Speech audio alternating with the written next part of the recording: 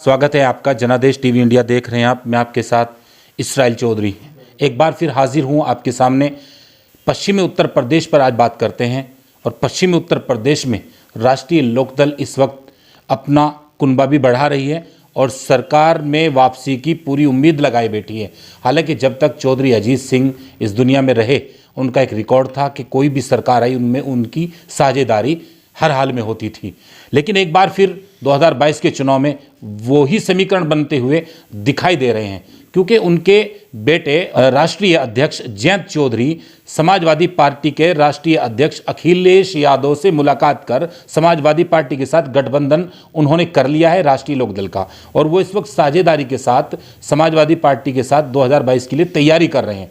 तो राष्ट्रीय लोकदल का इस वक्त पश्चिमी उत्तर प्रदेश में किस तरीके से उनकी टीम कैंपेन कर रही है, उसी का एक हिस्सा हमारे साथ इस वक्त मौजूद है जनपद सहारनपुर की गंगो विधानसभा से, और राष्ट्रीय लोकदल के प्रदेश उपाध्यक्ष हमारे साथ इस वक्त मौजूद है हाजी सलीम कुरैशी। उनसे जानकारी लेंगे। सर, किस तरह देख रहे हैं राष्ट्रीय लोकदल को, जिस तरीके से चौधरी जयंत की अगुवाई में राष्ट्रीय लोकदल आगे बढ़ रही है?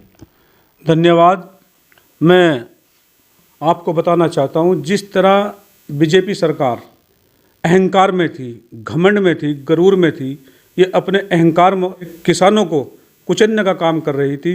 और ये 3 काले कानून जो पास कर दिए बिना किसी से मशवरे के, किसानों से राय लिए हुए, तो किसानों की लड़ाई यहाँ ज़मीन पे आके अगर किसी पार्टी ने लड़ी है वो राष्ट्रीय लोकदल ने लड़ने का काम किया है। जयंत चौधरी और मरहूम अजीत सिंह ने बात की राकेश टिकैत से कि आप घबराना मत, डरना मत, पूरी राष्ट्रीय लोकदल एक कार्यकर्ता आपके साथ है। उन्होंने फ्रंट पर आके किसानों की लड़ाई लड़ने का काम किया। और ये जो है गूंगी बहरी अंधी सरकार है, इसको आईना दिखाने का काम किया राष्ट्रीय लोकदल ने। ये इतनी दबाव में आई बीजेपी सरकार कि वो तीनों कानून वापस लेने का काम किया इसने। और इसमें हर वर्ग, चाहे वो गरीब है, मजदूर है, किसान है, युवा है, मतलब सब परेशान है इसमें। क्या लगता है 2022 में समाजवादी पार्टी के साथ राष्ट्रीय लोकदल की वापसी हो जाएगी? 100% वापसी हो रही है और सरकार बनने जा रही है। अखिलेश जी मुख्यमंत्री बनेंगे और हमारी साझेदारी होगी राष्ट्रीय लोकदल की सरकार में। अभी पिछले दिनों जयंत चौधरी साहब की मुलाकात हुई, क्या बात हुई? मेरी ये बात हुई, गंगो की सीट पे चर्चा हुई मेरी ना, कि हम जो है अगर गंगो सीट ले तो इसमें क्या हो सकता है। तो मैंने अपनी बात बताई जैन जी को कि हम गंगो सीट नहीं जीत सकते। उस पर वजह है क्योंकि मुसलमान कैंडिडेट गंगो पे नहीं जीत सकता, फिर चुनाव हिंदू मुस्लिम हो जाता है, फिर इतने मुसलमान नहीं है कि यहाँ सीट निकल जाए। अब चौधरी इंदर सेन को टिकट हुआ, 100% वो जीतेंगे यहाँ से गंगो से, क्योंकि यहाँ पे 70,000 उनको मुस्लिम मिलेगा और इतना उनको हिंदू मिलेगा, क्योंकि यहाँ का मुसलमान यहाँ पर एक बात मैं आपको बताऊँ, पिछले जो 2-3 आंकड़े हैं तो उसमें नोमान मसूद वोट लेकर अच्छी कंडीशन पर है। ऐसा है ना, पिछली बार जो है ना मुसलमानों को भ्रमित कर देते हैं हर बार कि हम जीत रहे। इससे पहले उपचुनाव हुआ, फिर 2017 का चुनाव हुआ, 2012 का चुनाव हुआ, ये भ्रमित कर देते हैं मुसलमानों को कि चुनाव हिंदू मुस्लिम पर। वो भी अपना आंकड़ा बताते हैं कि हम दूसरे नंबर पर रहे। आप क्या, तो तुम देख लेना उनकी जमानत जब्त हो जाएगी, क्योंकि बहुजन समाज पार्टी को इस बार कोई वोट नहीं दे रहा है। 2 ही पार्टी है उत्तर प्रदेश में। अगर बीजेपी को हराना है सीधा गठबंधन को लोग वोट कर रहे हैं और सब लोग परेशान हैं, हिंदू मुस्लिम सब परेशान है इस पार्टी से। इस पार्टी पे कोई मुद्दा नहीं है, ये मुद्दों से भटकाना चाहते हैं बीजेपी वाले। हिंदू मुसलमान, मंदिर मस्जिद, हिंदुस्तान पाकिस्तान, आतंकवाद, इनके पास कोई विकास का मुद्दा नहीं है। बेरोजगारी है, नौकरी है नहीं, युवा बेरोजगार है, महंगाई देखो कितनी, डीजल पेट्रोल सिलेंडर, इससे परेशान है, हर वर्ग परेशान है, क्योंकि जुमलों की सरकार है, जुमले करके सत्ता में आई थी। आपको लगता है समाजवादी वापसी अगर करेगी तो इन सबसे निजात मिल जाएगी? 100% खुशहाली आएगी, ये सरकार जाएगी, क्योंकि बाबा जी जो महाराज हमारे मुख्यमंत्री जी है, उनके कोई आगे पीछे तो है नहीं। उनको पता नहीं घर कैसे चलता है, परिवार कैसे चलता है, घर में क्या सामान आता है, तो उनको कुछ पता ही नहीं है, उन्होंने किसी की सुनी नहीं। उनके नेता आप देख लो, उनके नेता इतने परेशान हैं, उनको कोई सम्मान नहीं मिला। आज मंत्री पद छोड़ के, अपने ऐशोराम छोड़ के लोग समाजवादी में जा रहे हैं, राष्ट्रीय लोकदल में जा रहे हैं। अभी जो 1 हफ्ते से भगदड़ मची हुई, इसमें राष्ट्रीय लोकदल में भी कई नेता वापसी करें। देखिए, जब परिवर्तन होता है ना और सत्ता आने वाली होती है तो सबको हाट हो जाता है। जो राजनीति करते हैं उनको सबको पता रहता है कि सरकार आ रही है। अब हर आदमी चलती गाड़ी में बैठना चाहता है और ये बीजेपी डूबता हुआ जहाज है, इसमें कोई नहीं बैठेगा।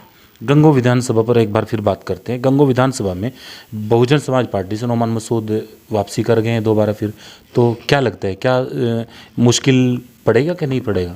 देखिए, इससे पहले उपचुनाव में इरशाद चौधरी आए बहुजन समाज पार्टी से, आप उनका रिकॉर्ड निकाल लीजिएगा, क्योंकि इस सीट पे मुस्लिम गुजर सबसे ज़्यादा है, लेकिन उनको गुजर समाज ने भी वोट नहीं देने का काम किया, क्योंकि बहुजन पे मुसलमान जाने को तैयार नहीं है। क्यों मुस्लिम क्यों नहीं जाएगा? क्योंकि बार बार बहन जी ऐसे ही बयान दे देती है कि ये कट्टरपंथी है, ये मुझे वोट नहीं करते। तो बीजेपी की समझ लो आप, वो जो है बी टीम है आज के टाइम में, जो बहन जी है बीजेपी के, जो बहन जी के जो टिकट है ना, वो बीजेपी बांट रही है। क्योंकि वो लगातार फेसबुक पर और सभी जगह बता रहे हैं कि हमारा 60,000 एक और 40 1 लाख, हमारा 1 लाख के पार होंगे। हाँ, तुम देखना 20,000 से अगर ऊपर चले गए, हम राजनीति छोड़ देंगे, इस्तीफा दे देंगे राजनीति से।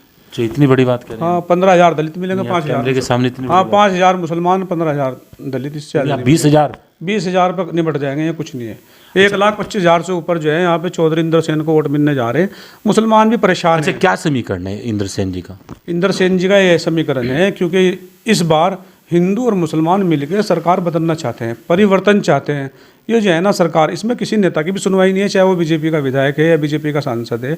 भ्रष्टाचार चरम पर है, और मुकदमा लिखवाने के 1 लाख, मुकदमा ख़त्म कराने के 1 लाख, फर्जी टांगों में गोलियां मारी गई, फर्जी मुकदमे लगाए गए, मतलब जनता को बहुत परेशान किया गया है। कोई सुनवाई नहीं हुई। अब जनता ये चाहती है जल्दी से चुनाव की डेट आ जाए और हमेशा सरकार को बदल दे। आपके ताल्लुक लोकसभा जो सांसद है सहारनपुर से हाजी फजलुर रहमान, अच्छे खासे ताल्लुक हैं, बसपा में हैं जी, और काजी नोमान मसूद भी बसपा में चले गए। जी, सांसद जी मेरे बड़े भाई है और बड़ा भाई रहेंगे, वो उनका हमारा रिश्ता है। लेकिन जब वो गठबंधन से चुनाव लड़े थे, आप ये देखो, राष्ट्रीय लोकदल भी उनके साथ थी, मैं भी राष्ट्रीय लोकदल में उस टाइम प्रदेश उपाध्यक्ष था, और समाजवादी भी साथ थी, और मायावती का सबका गठबंधन था। और सब जब भी एक ही बात थी, बीजेपी हराओ। आज भी यही है कि बीजेपी हराओ। बीजेपी जो है ये उद्योगपति की पार्टी है, ना हिंदू की है ना मुसलमान की है। ये जो है अडानी और अंबानी की पार्टी है। ये देश को बेच दिया इन्होंने, अडानी को और अंबानी को। तो देश को अगर बचाना तो सिर्फ एक ही है उत्तर प्रदेश में, समाजवादी। बीजेपी को समाजवादी लड़ रही है, समाजवादी ही इसको हटा सकती है। राष्ट्रीय लोकदल गठबंधन में साथ है। आखिरी सवाल, अभी चौधरी रुद्रसेन जिलाध्यक्ष जो सहारनपुर से समाजवादी पार्टी के, वो भी आए, तो क्या बात हुई? देखिए, मैं गंगो में काफ़ी टाइम से सक्रिय हूँ और राजनीति कर रहा हूँ, और सारी टीम, जितनी भी टीम है हमारी, सबका यही मशवरा हुआ कि हम गठबंधन के साथ हैं, गठबंधन के साथ रहेंगे। और इंशाल्लाह मैं आपके बड़ा बोल नहीं बोलता, अपने कार्यकर्ताओं की तरफ से, अपनी टीम, जो मेरी साथ टीम है, जो काम करते हैं मेरे साथ 24 घंटे, मैं उनकी तरफ से, वही मेरी ताकत है। मैं आश्वासन दिया है उनको कि इस बार गंगो से 15,000 वोट दिला के भेजेंगे, क्योंकि हमने यहाँ काम किया है, लोगों के बीच में रहे। आप देख लो, 2020 का लॉकडाउन था, यहाँ कोई मुस्लिम नेता नहीं था। हम और हमारा परिवार, हमारी पूरी टीम रही, चाहे वो जमात वालों को लेके हो, चाहे और लोग जो क्वारंटाइन थे वो, हमने अपनी जान माल सब कुछ हमने दाव पे लगा के लोगों के बीच में हम रहे। और हमें आज उम्मीद है लोग जो है हमारी बात मानेंगे और वोट गठबंधन को देंगे। चलिए, बहुत बहुत शुक्रिया। ये थे हाजी सलीम कुरैशी। ही मैं आपको बता दूं, हाजी सलीम कुरैशी गंगो नगर पालिका परिषद का चुनाव भी लड़ चुके हैं और राष्ट्रीय लोकदल में एक अच्छी खासी अपनी पकड़ रखते हैं। पश्चिम उत्तर प्रदेश के कई मुद्दों पर हमने बात की, खासकर गंगो विधानसभा पर हमने बात की, तो उनका कहना साफ है कि राष्ट्रीय लोकदल समाजवादी पार्टी के गठबंधन में अब की बार सत्ता में आएगी और एक देश के लिए अच्छा संकेत होगा। बने रहिए मेरे साथ जनादेश टीवी इंडिया के लिए। मैं इसराइल चौधरी।